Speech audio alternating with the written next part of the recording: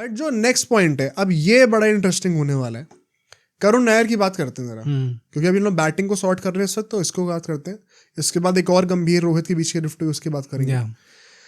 क्या करुण नायर को सेलेक्ट होना चाहिए था? भाई मैंने बहुत बड़े बड़े क्रिकेटर्स को देखा बोलते, अभी हरभजन सिंह ने तो पूरा मोर्चा ही खोल दिया है कि कैसे सेलेक्ट नहीं करा, फायदा क्या है खेलने का अगर आपको सेलेक्ट ही नहीं करना। सबसे बड़ा जो लॉजिक लोग यूज कर रहे हैं कि अगर आपने अभी कहा था रिसेंटली कि डोमेस्टिक परफॉर्मेंसेस को वेटेज दिया जाएगा, तो क्या आप are you really standing up to your word? क्योंकि करुण नायर ने तो इतना कुछ कर दिया कि सचिन तेंदुलकर ने आके ट्वीट कर दिया भाई कितने 700 750 कुछ रन मारे, पता नहीं 300 500 700 पता नहीं कितनी की तो एवरेज चल रही है अभी तक 700 की थी, वो फाइनल में वो जल्दी आउट हो गया, उसके चक्कर में 300 समथिंग हो गई, 389 कुछ हो गई शायद, उसमें जल्दी आउट हो गए थे तो। पर 5 सेंचुरी मार दी है बंदे ने, 4 लगातार मारी, कुछ ऐसा सीन है। अरे भाई देखो ये डेफिनेटली मतलब होता है ना, किसी प्लेयर के लाइफ टाइम में शायद एक बार आने वाली परफॉर्मेंस होती है कि कितना तगड़ा फेस जा रहा होता है कि आप रन मार ही जा रहे हो, नॉट आउट भी आ रहे हो बार बार, तभी इतनी ज्यादा एवरेज हो रखी है। बट क्या इन 7-8 पारियों के बेसिस पे आपने पिछले 2 साल में जो चीजें बिल्डअप करी है कि आप उसको एकदम से हटा दोगे? My question is to Harbhajan Singh and to all the experts fans जो कि बोल रहे थे करुण नायर को लेना चाहिए, आप किसको बाहर बिठाते? 5 बैटर्स है स्क्वाड में, रोहित शर्मा, विराट कोहली, यशस्वी जायसवाल, शुभमन गिल, श्रेयस अय्यर, किसको आप बाहर बैठा के करुण नायर को अंदर लाते? आई थिंक डिबेट होनी होगी तो सिर्फ एक की हो सकती है, और वो यशस्वी जायसवाल की ही हो सकती है। इवन मेरा बट हमें एक बैकअप ओपनर तो चाहिए ही ना। या मतलब अगर आपको लेना ही था किसी को टीम के अंदर, तो आप और किसी खिलाड़ी को कैसे ही लेते फिर? मतलब श्रेयस अय्यर की जगह कंफर्म्ड है यहाँ पे, बाकी सब तो स्टार्टर्स है ना टीम के अंदर, तो उनकी जगह तो वैसे भी आप ले नहीं ले सकते। That is my whole point कि करुण नायर ने बहुत अच्छा करा है, बट अगर आप एक आईसीसी इवेंट खेलने जा रहे हो और उससे पहले आपने उस फॉर्मेट के मैचेस खेले ही नहीं है, तो आपने पिछले 2 साल के बेसिस पे जो नींव रखी है आप उसी को तो बैक करोगे ना। करुण नायर कौन सी पोजीशन पे खेलता है? अरे आप मिडिल ऑर्डर में कहीं भी खिला लो, वो बंदा कहीं भी खेलने को तैयार हो गया यार। मैं कह रहा हूँ तुम कहोगे ओपनिंग कर दो, वो भी करने वो तो हालत तो ऐसे कि वो बेचारे इतना परफॉर्म करेगा, मैं ओपनिंग भी कर लूंगा। Position is irrelevant right now. You tell me किस नाम को आप रिप्लेस करते? मैं तुम्हें सारी पोजीशंस खेलने को दे रहा हूँ, क्या तुम उसको किसी इनमें से किसी प्ले की जगह रख सकते थे? तुम फिर जायसवाल के ऊपर क्यों सेलेक्ट नहीं करते? भाई Jaiswal right now is the best Indian batter out there. Karun Nair domestic में परहैप्स अभी बेस्ट बैटर होंगे, जायसवाल पूरे दुनिया का बेस्ट इंडियन बैटर है। कोई डिबेट ही नहीं है इसके अराउंड पिछले 2024 में जो है। तो आप उसको कैसे नहीं रखोगे, मेरे को तो ये समझ में नहीं आ रहा। Plus he is a lefty also. Indian team को टॉप 6 में अभी लाइनअप बनाएंगे, लेफ्टीज की कमी है। प्लस आपको एक ओपनिंग बैकअप भी चाहिए, तो लाइक जायसवाल पे तो मुझे लगता है सवाल होना ही नहीं चाहिए। मेरा जब ये निकल के आया कि ये लोगों ने सवाल उठाने स्टार्ट करे करुण नायर पे, वेरी ऑनेस्टली मेरे लिए वो सरप्राइज था ही नहीं। मतलब मुझे इधर पे पता था वो सिलेक्ट नहीं होने वाले। नहीं, इसमें सुनो, वंस अगेन सिलेक्टर से गलती नहीं है, राइटफुली सो। हाँ, आप ये कह सकते हो कि अब ये आईसीसी इवेंट खत्म हो जाएगा, उसके बाद अब 2 साल बाद नेक्स्ट ओडीआई इवेंट है, अब आप नेक्स्ट इवेंट के बिल्डअप में करुण नायर को कंसिडर करो। वो बिल्कुल सही बात है, पर सीधा आईसीसी इवेंट में लेके आ रहे हो, और जो पिछले 2 साल में आपने कितने कम मैचेस खेले हैं, 1.5 साल में 3 ओडीआई खेले हैं, और फिर आप कह रहे हो कि नहीं अब एकदम से नए प्लेयर्स को लाओ सारे। अरे भाई ऐसे नहीं चलती है पटरी यार। प्लस मुझे वैसे भी लग रहा था, मतलब काफी लोग ये कह रहे थे कि सिलेक्ट होना चाहिए था एंड कैसे नहीं करा, फायदा क्या है। बट एक आईसीसी इवेंट आने वाला है, और जायसवाल और अगर हम लोग करुण नायर को आपस में डिस्कस भी करें कि चलो जायसवाल इंटरनेशनल टच में बहुत टाइम से रहे हैं, अभी लगातार वो मैचेस खेलते रहे हैं, और ओडीआईज तो चलो 3 हुए हैं, बाकी दोनों फॉर्मेट्स में लगातार उन्होंने खेला है। करेक्ट।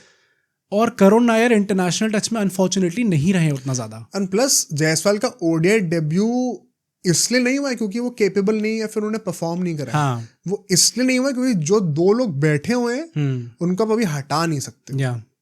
तो जायसवाल का डेब्यू ना होना is not because of his incapability, it is because of the circumstances and the dynamics of the game. तो Jaiswal has done nothing wrong to not be in the playing 11। मेरा कहने का मतलब ये, जो लोग करुण नायर को जायसवाल से ऊपर कंसिडर कर रहे होते, for that Jaiswal must have done something wrong कि आप उनको हटा के बोलो कि करुण नायर कर रहे हैं। जायसवाल ने इतना कुछ सही कर दिया कि अभी बात हो रही है उनको सीधा चैंपियंस ट्रॉफी में डेब्यू करा दो ओडीआई में।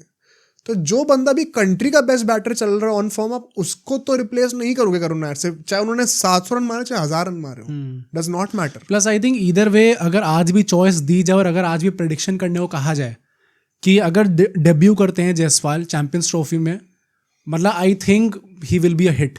जिस हिसाब से उनका फॉर्म चलता आ रहा है, हर फॉर्मेट में जाके वो अच्छा खेलते हैं, देयर आर मोर चांसेस मतलब मेरे हिसाब से of Jaiswal being a hit than Karun Nair being a hit in Champions Trophy. मैं तो ये कह रहा हूँ कि आप फ्यूचर किसने देखा है, शायद वो 5 मैच में 5-0 बनाएंगे अगर खेलेंगे तो। मेरा बस कहने का मतलब ये है कि आप अगर मान लो करुण नायर मान लो इंटरनेशनल भी खेल रहे होते, आप एक बंदा जिसने पूरे साल परफॉर्म करा है वर्सेस एक बंदा जिसने 8-9 मैचेस में परफॉर्म करा है, वो भी तो बात थोड़ी हार्श बात है, लेकिन ये भी तो बात है ना। एक पर्पल पैच एक छोटा सा है, अगर करुण नायर कंटिन्यू कर सकते हैं, ऑफ कोर्स इस लेवल पे तो कंटिन्यू नहीं कर पाएंगे, तब नॉर्मल था 5 सेंचुरी 7-8 इनिंग में, but you know what I mean. अगर वैसा चल रहा होता तो आपको समझ में आ सकता है, बट टू से कि ऑन दैट बेसिस आपको कंट्री के बेस्ट बैटर जो कि पिछले 1 साल में हर फॉर्मेट जहां पर वो खेल रहे हैं आतंक मचा रखा है, टू द पॉइंट कि लोग क्वेश्चन करते हैं Rohit Virat T20 world cup में ओपनिंग क्यों कर रहे हैं, जायसवाल को क्यों नहीं खिलाया जा रहा। एकदम से उस बंदे को आप कह रहे हो कि इसको हटा के करुण नायर को रख लो, और कौन सा बंदा है, अगर आपको मेरिट पर ही लेना था ना तो विराट कोहली को हटा दो। मैं तो रोहित शर्मा का भी नाम ले सकता था, लेकिन Rohit Sharma quite frankly ODI में भी हमारे बेस्ट बैटर हैं, तो Rohit Sharma is not there. Gill vice captain plus भाई पिछले 1.5 साल का रिकॉर्ड उठा के देख लो, शायद हमारे टॉप बैटर्स में से रहे हैं।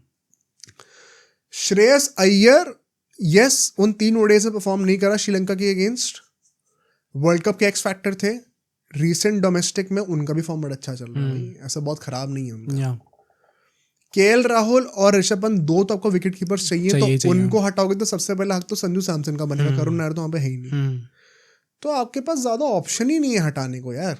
करुण नायर के जगह जो भी होंगे, अब आप क्या विराट कोहली को हटाओगे, वो बंदा ओडीआई का राजा है, उसको आप मतलब चैंपियंस ट्रॉफी में आके हटा दोगे सीधा। मतलब what people can argue about and what people can rightfully से इज कि इस चैंपियंस ट्रॉफी खत्म होने के बाद जो भी ओडीआईज होंगे वहां पे आप कंसिडरेशन में लो करुण नायर को, उन्हें चांस मिलना चाहिए खेलने का।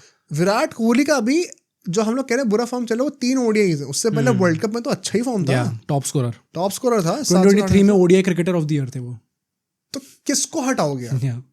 एक कप्तान है अभी इस वक्त हमारा ओडीआई का परहास बेस्ट बैटर है, एक वाइस कप्तान है जो कि हमारा फ्यूचर लीडर होने वाला है, एक ODI cricketer of the year था 2023 में, एक श्रेयस अय्यर सबसे बड़ा एक्स फैक्टर था वर्ल्ड कप का, यशस्वी जायसवाल तो अभी कंट्री के बेस्ट बैटर हैं। तो करुण नायर बहुत अच्छा कर रहा है, लेकिन वो कम्पीट भी तो बेस्ट ऑफ द बेस्ट से कर रहे हैं ना सारे, सब अपनी जगह पे जस्टिफाइड है।